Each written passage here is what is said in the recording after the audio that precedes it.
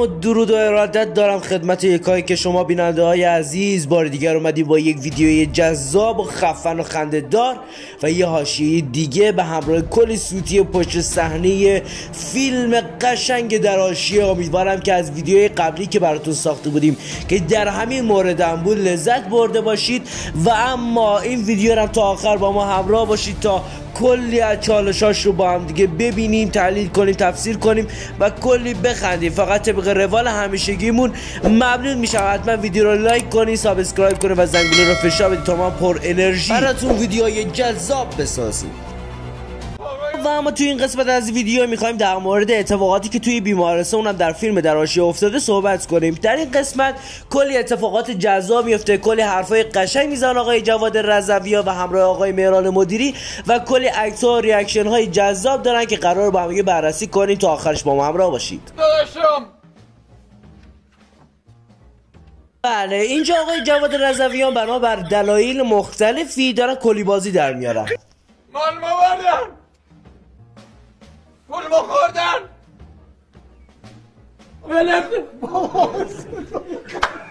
دیگه تمام بازیگران سخت در فیلم فرو میرفتن، اما از پشت صحنه یک خنده هایی صورت میگیره که باعث میشه تمرکز بازیکن‌ها به هم بریزه.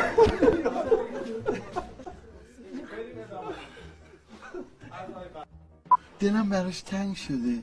میشه یه بار دیگه ببینم کلیتو؟ نه. آقا چرا نه؟ دوست داره ببینه، خب بده بهش ببینه دیگه. نمیشه. چرا؟ دوست دارم دیگه. و اما آقای مهران مدیری در این قسمت یک سوالی میپرسن که آقای مهران غفوریان یه ریاکشن خفنی میدن. میگم دکتر صحرایی رو چه کنیم؟ نمیتونم. ریاکشن آقای مهران غفوریان به در فیلم‌های جنایی بیشتر میخواد.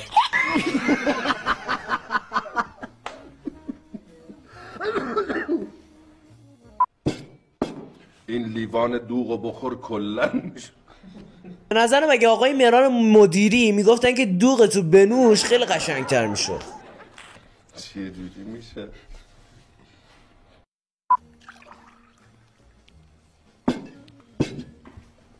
این لیوان دوغو بخور کلن میشوره میبرتت. بله، و اما آقای مهران مدیری اینجا اشاره میکنن به این که اگه این دوغو بخوری تمام درداتو میشوره، اما کلا میگه میشوره میبرتت.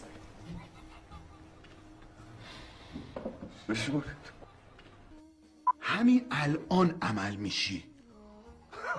اونی که میگن طرف عمل سرپای انجام داده، یاد این قسمت از این ویدیوی در حاشیه بیافتید.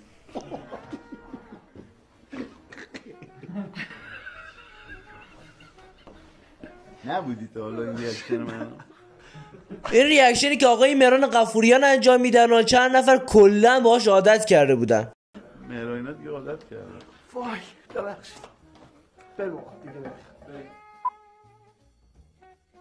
میبینی تو این هیروویر نه هیروویر. بله، تازگی هیروویر هم شده هروور. اینو یادتون نره کلا. ببخشید من خیلی عذر میخوام. من از عمل منصرف شدم. به درک همه منصرف شدی. اما یه توپق دیگر از آقای جواد رضویان از منصرف شدن که گم منصفت شدی. باری کرده. مشکل میشه. باشه. حلقه رو تو شکمم جا گذاشتین چی؟ این چه قزم پررو بسته و چندر قاز پول داده، حال بار ما ناز چرشمه ناشتا. ناز چشمه ناشتا دیگه چیه؟ یکی بیاد این رو توصیف کنه واقعا. چندر از پول میخواد بده. فقط در این قسمت توجه کنی ببین آقای جواد رضویان چجوری شکم یک مریض رو میدوزه. بیا این باد نکشه توش. این فکر کن جورابه دیگه، داد کوک بهش بزن دیگه. خودت کوک بزن بره. بیا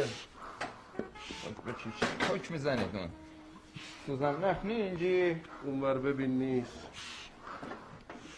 فعلا درشو با این یه جور ببن. اونم بر قفلی میمونه. با این چجوری میخواد کوک بزنه؟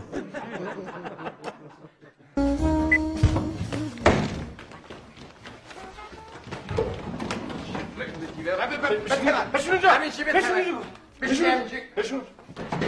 وای خدا نکنه آقای جواد رضویان دیگه جوگیر بشه. وقتی جوگیر میشه دیگه هیچی حالیش نمیشه. اینم یکی از نمونه‌هاش.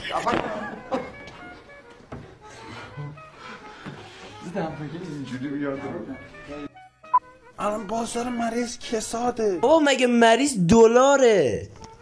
ساعت رو 1 ساعت کشیدن عقب، هوا دیرتر تاریک میشه، امید تو مردم زیاد شده، کمتر مریض میشه. وقتی میگن دکترها خیرخواه مردم نیستن همینه. این بین التعطیلیان هم کم تاثیر نبودا. حتی رو بین التعطیلیاتون هم حساب میکنن.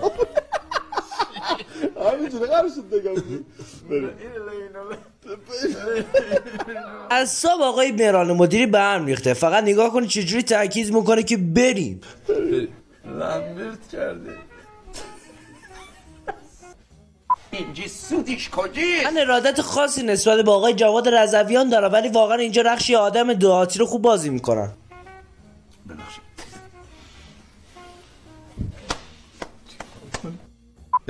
فرمودن اینجی سودش کجیست؟ احتمالاً ژاپنی هست. چی گفت دکتر؟ بله سخت‌ترین قسمت هم قسمت تکرار حرفای آقای جواد رضویان هستش که آقای مهران مدیری رد کرده، ولی آقا سیامک فکر نکنم بتونن رد کنن. اینجی سودش کجیست؟ سودش کجیست؟ گفتم در نهایت نشد.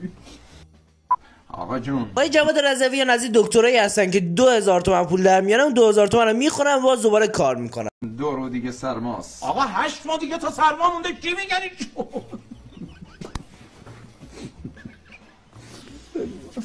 بریم. این پرسیلین. آها اینجا رو نگاه کنید. آقای جواد رضویان به پرسونل میگن پرسیلین و اینجاست که آقای مهران غفوریان یه ایرادی واسش میگیرن. حقوق نمیخوان. میخوان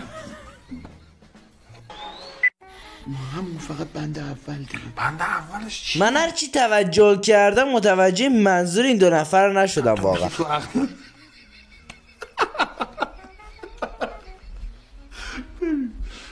بهش رسوندم خندم میگه. آقای مهران غفوریان چی رو بهش رسوندی؟ من یادش دارم خیلی بار بگو. خب میرفتیم خوب بود.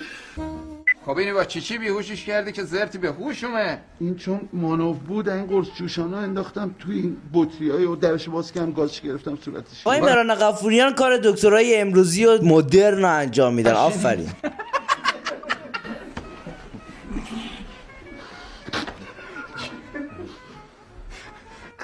آپشن اضافه میکنه همون قبلی رو نمیگه.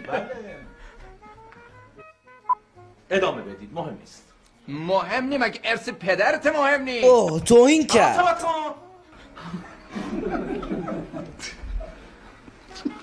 دکتر صحرایی هم لات شد. چیز کرده دیگه اینجا آخرشه. نه به نظر تو رو پوش اینو بپوشم عالی میشه. آقای مهران غفوریان جلف بازی در نیار. تو واقعا منو شوکه کردی. رو پوش اینو از کجا آوردی؟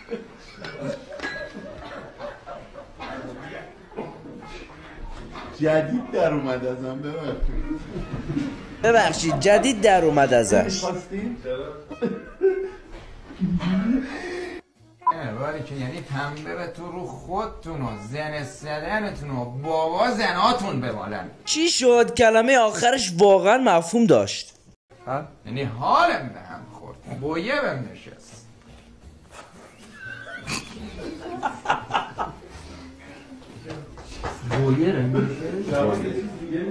آقای جواد رضویان زبون دیگه فکر کنم بلدن ها. بویه بهم نشست یعنی حالت تحولم دست داد. یعنی بعد عروسیمون بابای ماندانا یه زمین میخواد به من بده، اون وقت کلی قیمتشه، همه چی درست میشه. میگم آقای جواد رضویان نباید جو بگیرتش. دیدی چجوری پرید؟ یعنی رفت اینجا چجوری رفت؟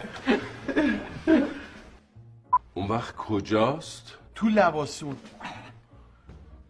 به الان این 2 تا رقص گردن من کجای دلم بذارم؟ چی کن؟ رو به خودش نکن اینوری بود گرم خوبه نه یه دور کامل بچر. خب بریم چون مال منم زیاد میشه. بریم. آقای جواد رضویان همراه با رقص گردن رقص تنم میره، یعنی هر دو با هم میلرزه. اون وقت کجاست؟ تو لباسون. یعنی واقعا قشنگتر از آقای مهران مدیری میلرزونن گردنو.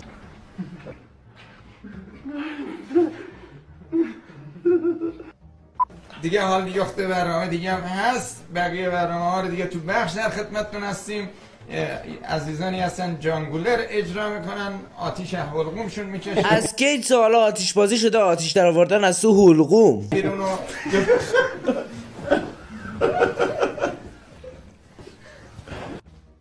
خب من دیگه بیشتر از اینم وقت شما عزیزا رو نگیرم، سرپام هستیدون. یخت برنامه دیگه هم هم ولی دیگه حال بقیهش تو بخش در خدمتتون هستیمون. دوستان برنامه جانگوله رو اینجا قسمت حساس برنامه هستش که آقای مهران مدیری با خندش همه رو خراب میکنه. مهیا کردن آتیش. یعنی اگر آقای مهران مدیری اینجا نمیخندیدن کلا برنامه ضبط شده بود، تموم شده بود، رفته بود.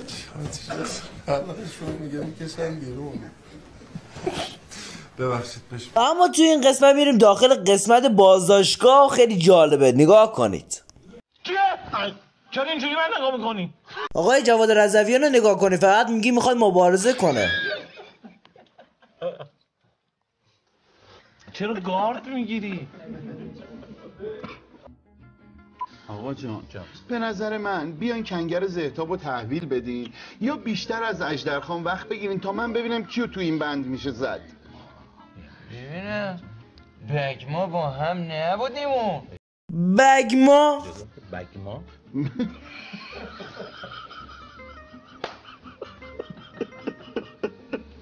کار ندارم و تمام کارهای آقای جواد رضویان منشه خنده داره. ایول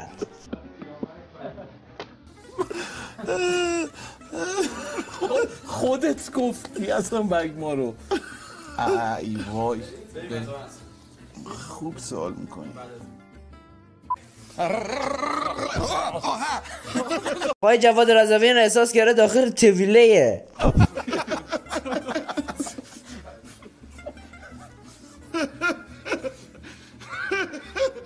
آخه این یه بار گفت سیامکسری قبلی اوهر رو گفتی. آره.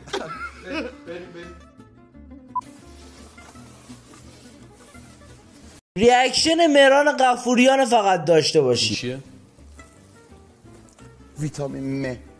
بله، یک دونه ویتامین دیگه به جدول ویتامین های ما اضاف شده به اسم ویتامین م. چیه؟ تو بار خاطر من که این خنجول کشیدم به تو سک صورتم قبول نکرد، با 2 کلام این قبول کردی؟ بله واسه چی باید واسه تو قبول کنم؟ این بار من هیچ کار نمیخواد بکنه. با هم یه کلی بازی دیگه از آقای جواد رضویان. بابا دمت کرد. این چرا هیچ کار بار من نمیکنه؟ من این همه بار تو کار کردم.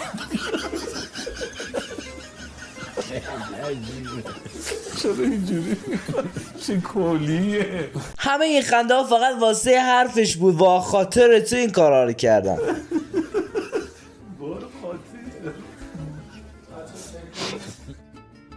و به وجود آوردنی آرامش در فضای زیبای کمپ که ریاستشو شما زحمت کشیدید بر ما به وجود آوردید. شما میدونید من اگه خود این اولین باریه که آقای جواد رضویان این همه دارن حرف یک میزنن. همچین اقدام خودمختاری انجام نداده بودم. حس میکنم چششون کردم، زبونشون گرفت. باش چقدر دارم داری بری میگم.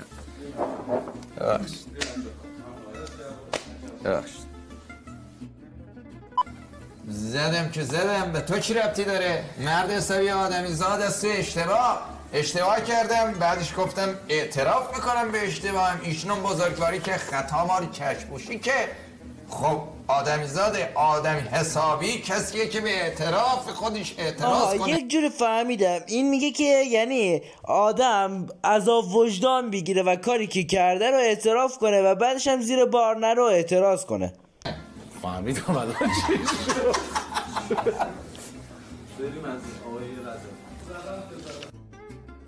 بله شما تا به اعترافتون دارین اعتراض میکنید.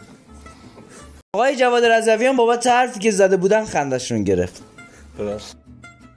بله تا به اعترافتون دارین. آقای این سکانس گرفتنی نیست، ردش کن بره. بله. یه توضیح خدمتتون بدم. بنده چه در رابطه با افتادن تو این مکان؟ بله چه در رابطه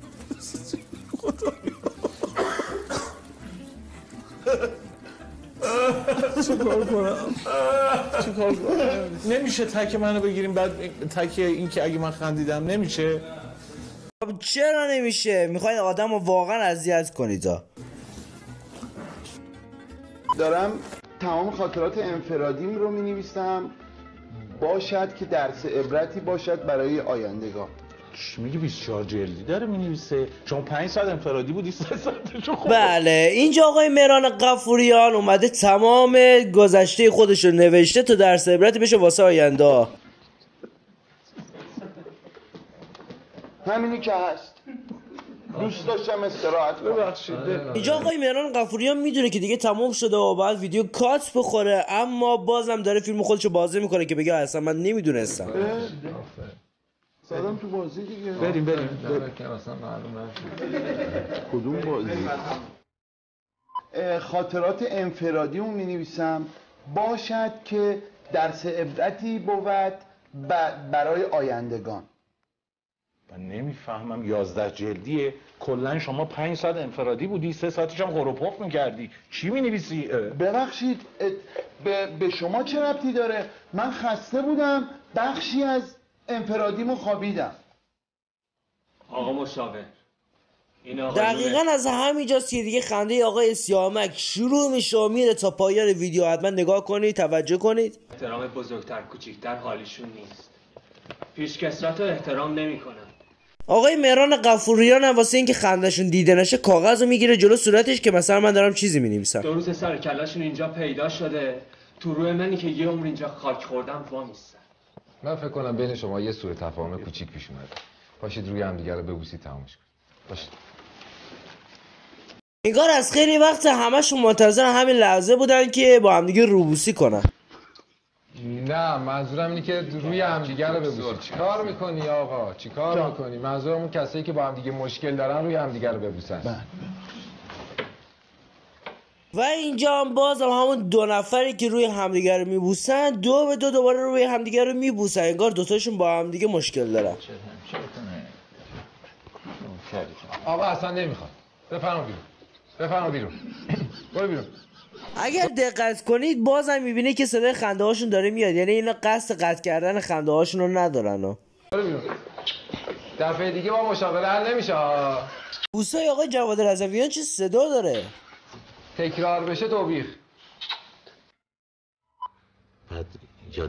و اما به پایان این بخش از ویدیو منم رسیدیم. امیدوارم که از ویدیویی که واسهتون تهیه کردیم و ساختیم لذت برده باشید و پایسنهای خندی کوچیک روی لباتون آورده باشه. اگر از ویدیو لذت بردید حتما ویدیو رو لایک کنید، سابسکرایب کنید و زنگوله رو فشار بدید تا بازم از این سوتی‌های جذاب و ویدیوهای جذاب واسه شما بیاد و حتما ببینید.